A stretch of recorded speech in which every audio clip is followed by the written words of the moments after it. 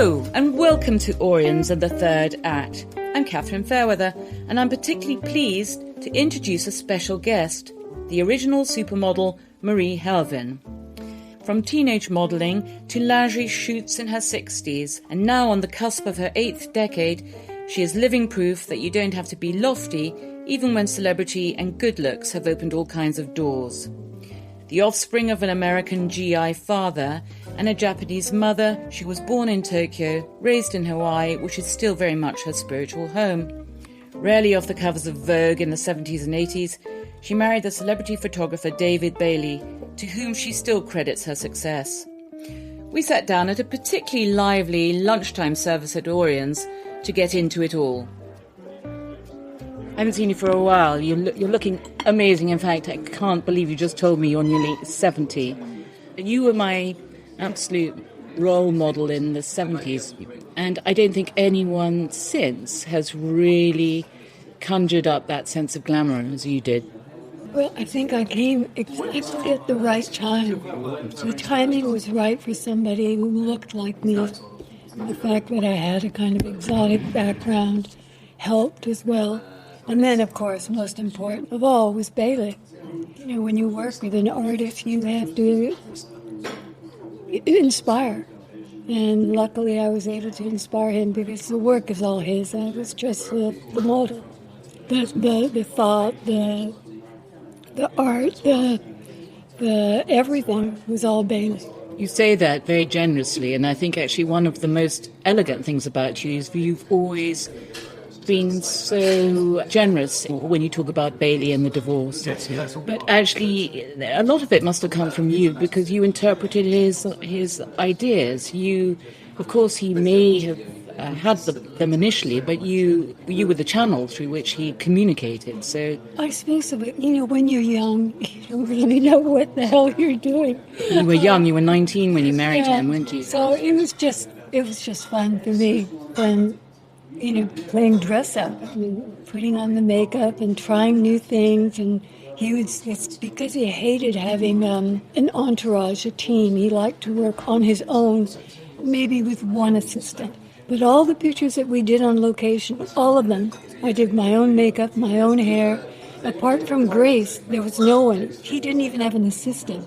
So imagine all those years ago, 30, 40 years ago, the equipment he had to carry, the rolls of film he had to change, and everything by himself.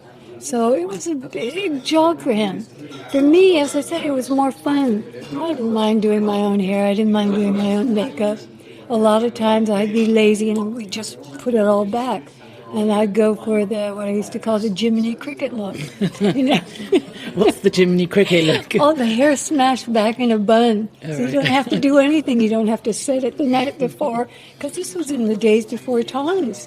It was in the days before Carmen Rollers. And the days before everyone had, as you said, all those assistants. Even though were you described as a supermodel, but in those days? No, they didn't have that term, top. They would say a top model, but the supermodel term didn't come till years later.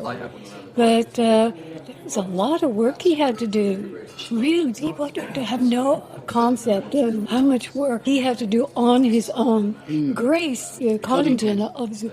She did all the styling, and the amount of work she did and the thought that went into what she would do, when I think back, it's actually mind-boggling.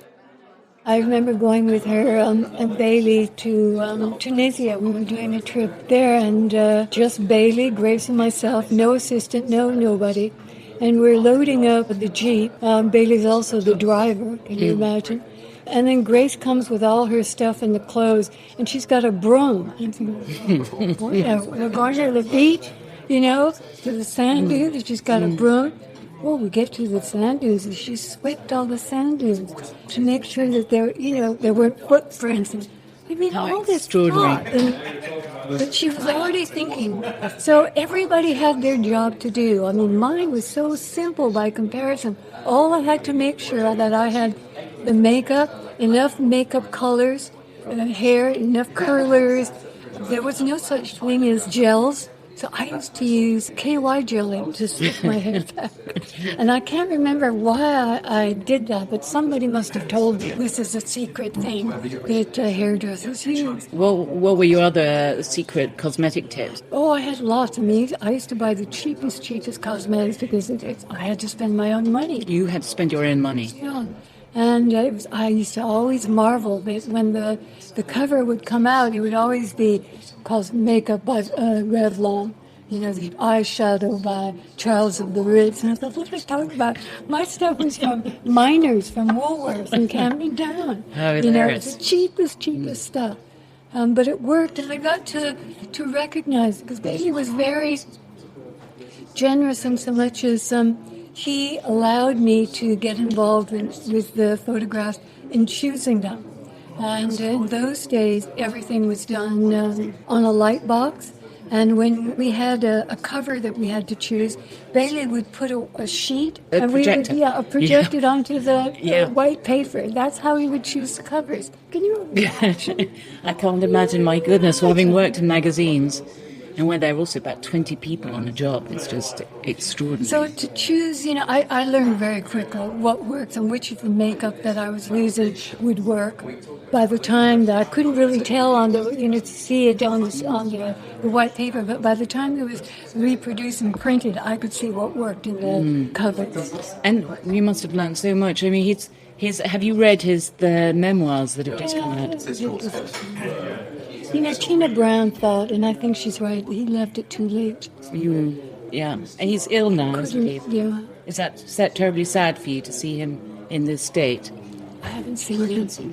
I was annoyed with him with lots of the parts of the book, but he was kinder than I thought he was going to be. And so you separated after 10 years, and I think I read somewhere that you said that was a kind of growing up process for you, because you had to learn in the process of the divorce how to find your own voice, how to stand on your own feet. Yeah.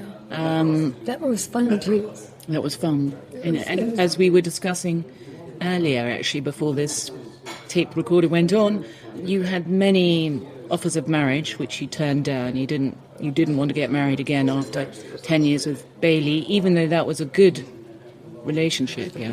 The idea of getting locked into marriage, the relationship, I'm so more than happy. I mean, I was very much in love with Mark, but the pressure that he and his family, particularly his mom... This is Mark Shand, who's the late brother of Camilla Parker Bowles. It's just the pressure on getting married, the pressure about having a baby. I mean, Rosalind used to say to me, okay, if you don't want to get married, just have a baby. It's just... no one seemed to understand. I just wanted to breathe. I didn't want to see anybody else. I was very happy with Mark. But I just wanted to breathe and explore and enjoy our time together rather than kind of locking it into this relationship. Do you think that was a feminist stance, or was that just you wanting to be a free spirit? I think it was just me wanting to explore being a free spirit after being kind of locked away in a bird cage for so long, because that's what Bayley kind of did with me. And it was so difficult, growing and needing to grow and wanting to grow. And at the same time trying to please him. Yeah. It was very difficult. And so then you went on to live your life on your own terms, with lots of men proposing, lots of affairs, and travelling a lot, I think. I'd already been travelling a great deal with Bayley. But once I decided to kind of go my own way, as Bayley says in the book, he describes it as Marie began to kind of wander a bit. And that's a good way, a very polite way of putting it. Because I did start to wander. I did want to travel on my own or see other people. Because that's a weird thing. I mean, I knew for many, many years that he was screwing around left, right, and center. And I, in a strange way, accepted it. I thought that as long as it doesn't affect me personally, that it encroaches in my relationship, If it's just him and his model, I can deal with it. I just out of sight, out of mind kind of attitude.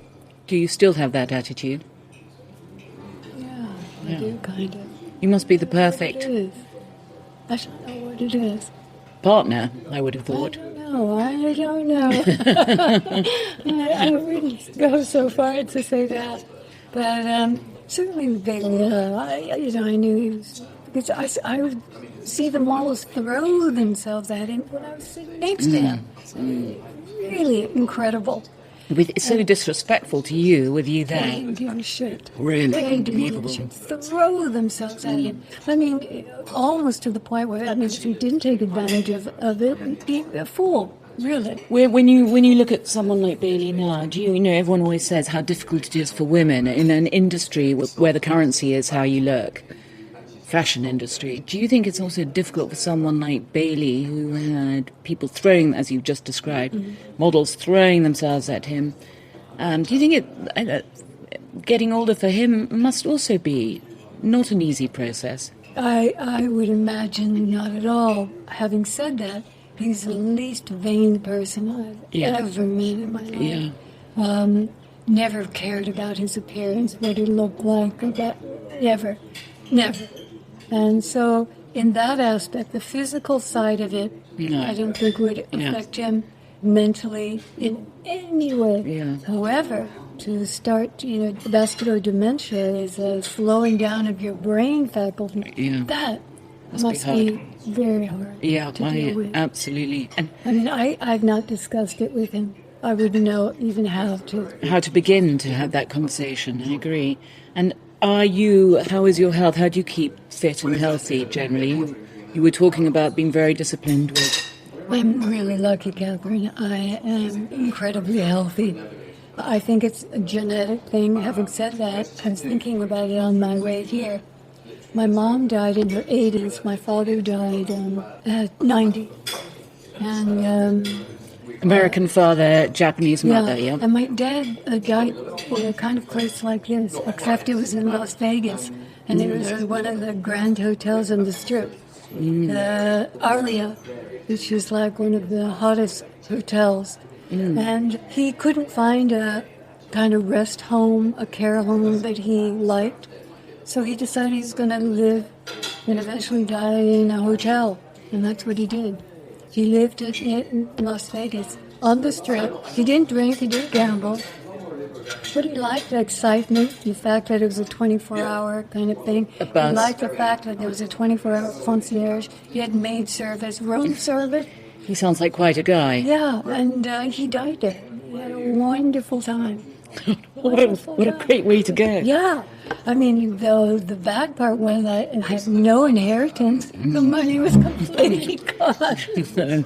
My sister and I, and my brother, nothing. There was nothing left. So you are reliant completely on your own... Totally. So, and you were working well into your 60s. Absolutely. Even doing modelling underwear. Absolutely. I did that when I was, I think, 63. So the work has been very good up until the pandemic. And then it just abruptly, completely stopped. And now that, yes, the fashion industry is getting back on its feet. However, it's certainly not remembered me in any way, shape, or form.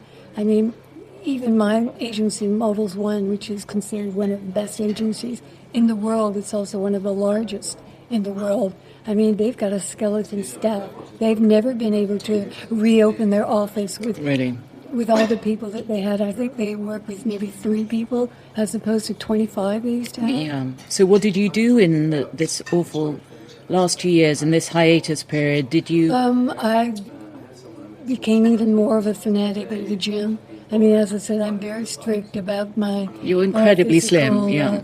I'm a little bit slimmer than usual at the moment. Yeah. I think it's just winter and getting colder and not quite being so sure about what I want to eat.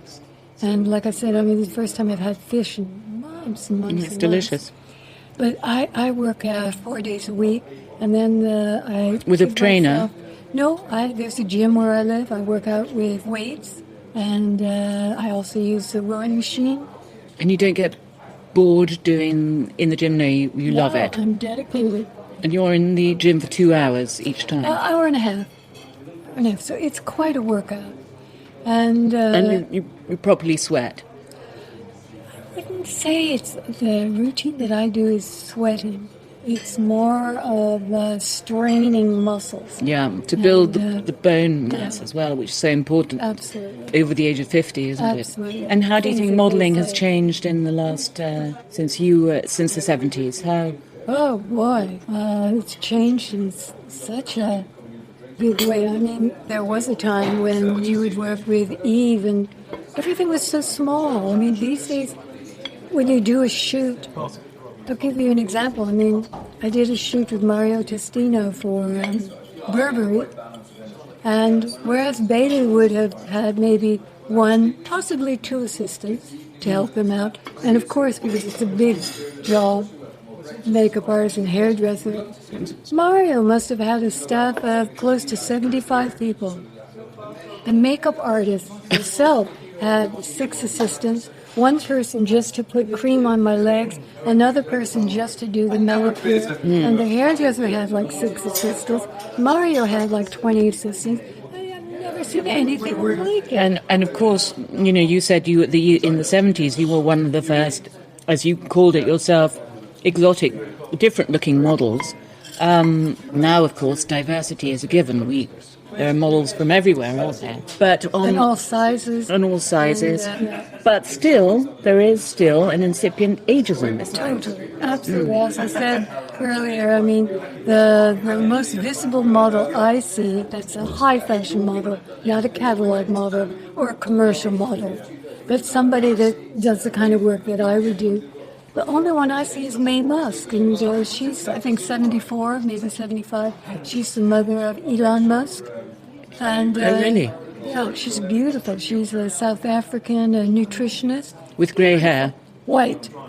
She hasn't even gone grey. It's completely white. We were discussing earlier whether you should go grey, because you've got not a grey hair on your head, I have to say. Very little grey hair. Not enough to, do a whole, go to the hairdresser. I read women have to go every 30 days. Thank God I don't have to do that. Maybe every 2 or 3 months I'll do that root touch-up. But it's only a very little bit. But my hair is so long, to go naturally completely grey would take me years, 5 years maybe. And you ask yourself why, but you think that maybe holds you back, the fact that you're not actually... Yeah, fully grey. Maybe because the only models that seem to have a grey-haired model. Yeah, so people don't know where to put you, really. I'm either too old, or too young looking. Yeah. I'm either too fit or too healthy. I lost a huge campaign for Flora. They came and their doctors gave me all these tests, because when you do a campaign for something and you're saying something works, you have to be completely above board. And then she came back to my agent, Carrie, and said, we really want to use her, but she's too healthy. What? Yeah, but why should she be too healthy? Karen says, can't you give her a month to get ready? But surely that's a great investment for Flora if you I would have thought so. You would have thought so. But going back to the grey, I just have to tell you, my mom, I did not see my mom with one grey hair, or white hair I should say, until 2 days before she died. Her entire life, well, once she started to go grey, she would do her own home color. So she died in her early 80s. I always saw her with dark hair. I think you said, you quoted something wonderful from your mother once, saying that women with our Mongolian blood stay beautiful longer than most, and then overnight they look at 2,000 years old. Well, I wonder when that looking 2,000 years old, she never looked 2,000 years old, even when she died. But I was so shocked, Catherine, to see her in the hospital with her grey hair, white hair. And she was 82, 83. But so her whole life, that's how I pictured. For me, she was what an elderly person looked like. She swam every single day. She was so fit, so healthy, and beautiful shape, beautiful skin, beautiful hair, really thick, beautiful hair. And then a brain tumor killed her. Very quickly. Yeah, thank God it was quickly. My dad's case, he just fell down one day and hit his head on the bedside table and died. Like Mark Shand. And about a week within a month. Really? Each other, yeah. And I thought, wow, that's the way to go. In Las Vegas, having the time of your life, getting a room service. I couldn't agree more. And you lost your sister as well, didn't you? That was tragic. That was an accident. That was in 1978. That was my first experience of death. First person that was close to me to ever die. First person that I ever knew to ever die. Oh, that was devastating. Well, you were very young yourself. You were only in your 20s, I right? was just in my 20s. Was she older than you? No, I'm the eldest. She was a middle sister, and really beautiful. Looked very much like my dad, blonde hair, green eyes.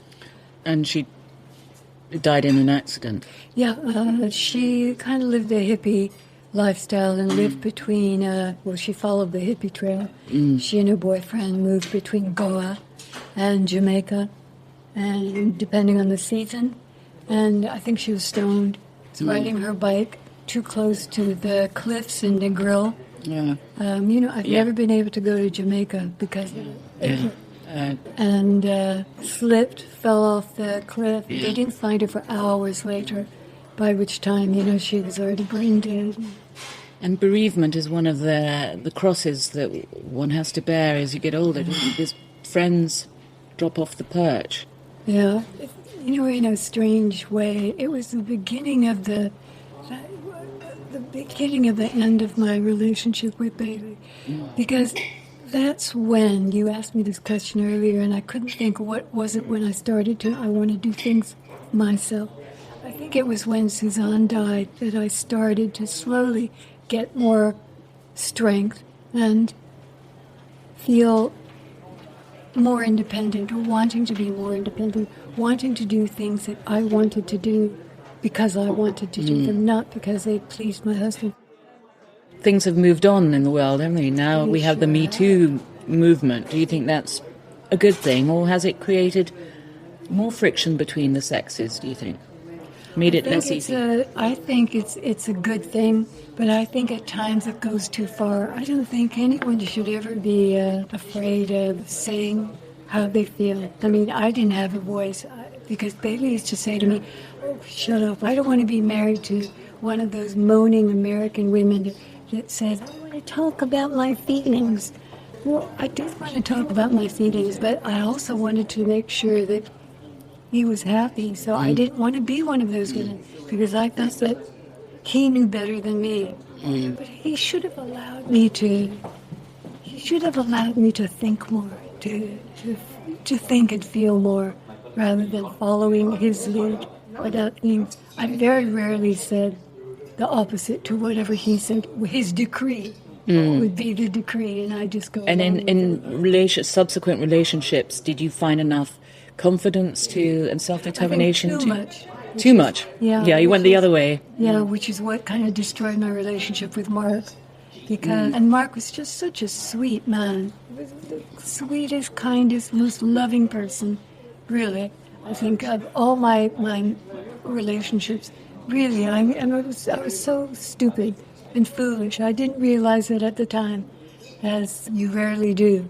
But he was really genuinely, completely guileless. Just what he gave was what he wanted to offer. There was no... And good fun as well. Yeah, but there was nothing behind it.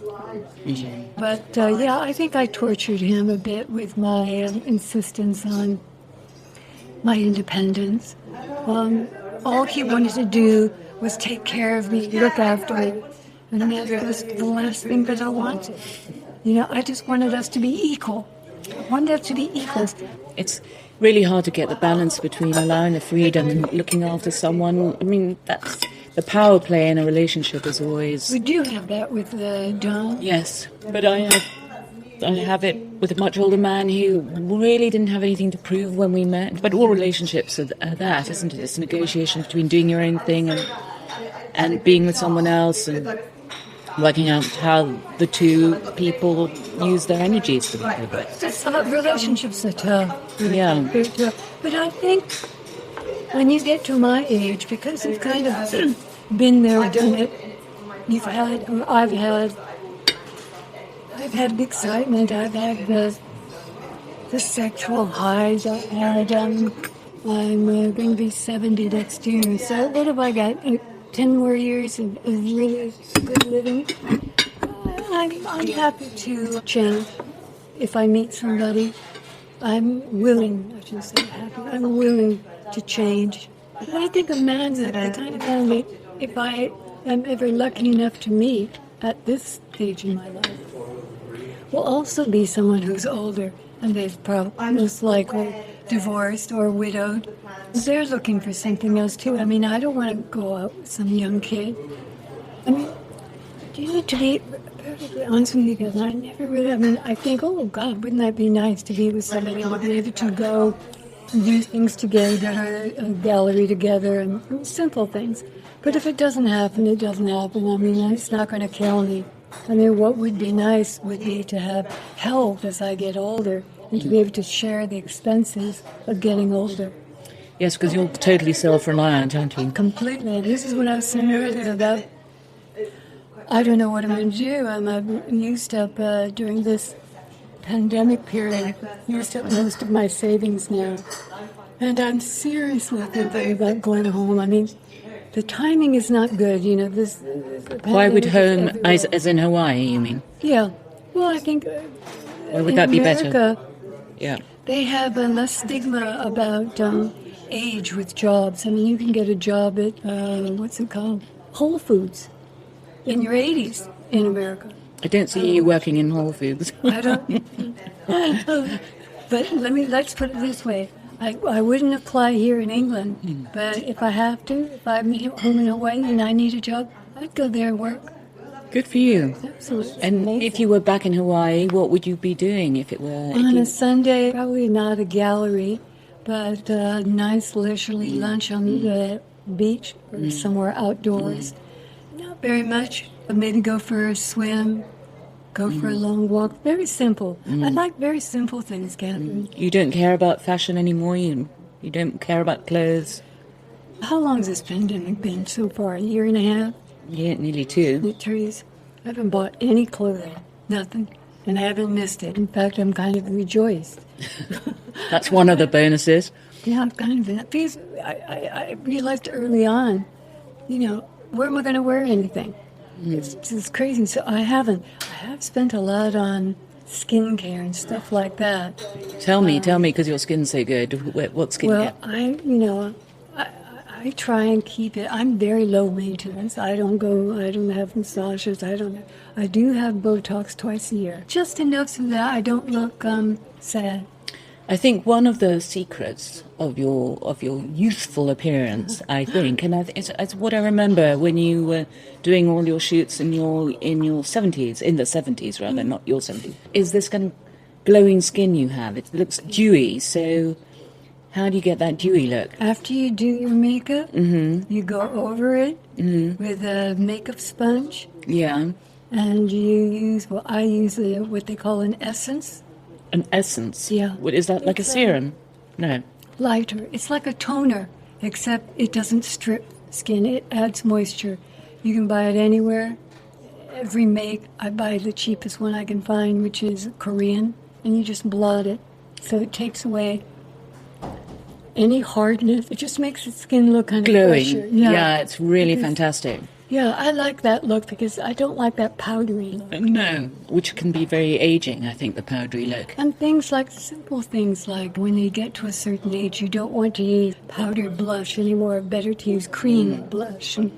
Well, I really think you should be doing makeup lessons for the over 50s, and I'm your first. Please, because I haven't got a clue, because it changes. Your face changes as your skin changes, and I'm still putting on makeup in the way I was putting on makeup when I was 21. Even skincare? Yes, probably. I really could do with a lesson. Maybe we should get you here to give lessons to people. So, Marie, it's been wonderful speaking to you. You've had such an extraordinary life, and it sounds that it's not over yet. You're about to embark on fresh horizons, and I hope they go really well for you. Before we wrap up, I just wanted to find out from you, where you think, well, the lessons learned from this extraordinary life you've had, what would you say those lessons are? What would you be advising your 21-year-old self? Oh my God, to take advantage of everything that comes your way, because the truth of the matter is that from the moment that you're born, it's the moment you start to die. So I think, as harsh as that may sound, it means to take advantage of everything that comes your way and everything that might be hiding in the corner as well.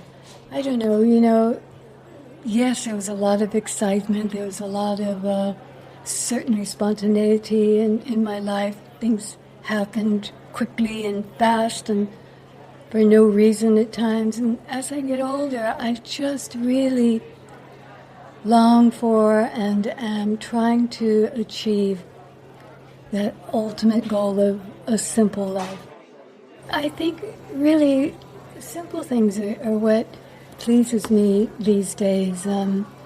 Simple acts from others, kindness that I hope I share with others, and kindness that I hope that I radiate, because that's really important to me, and I think that makes you feel and look beautiful.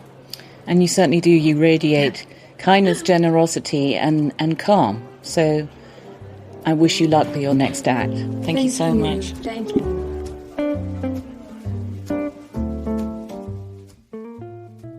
Thanks again to the evergreen Marie Helvin. If you've enjoyed today's show, you can hear more episodes in the series by clicking follow wherever you're listening to this, or simply searching The Third Act on Apple Podcasts, Spotify and YouTube. This episode was produced by Pete Norton and made possible by Auriens, luxurious residences that are redefining later living in the heart of Chelsea. I'm Catherine Fairweather, and I'll see you back here next week for another episode of The Third Act.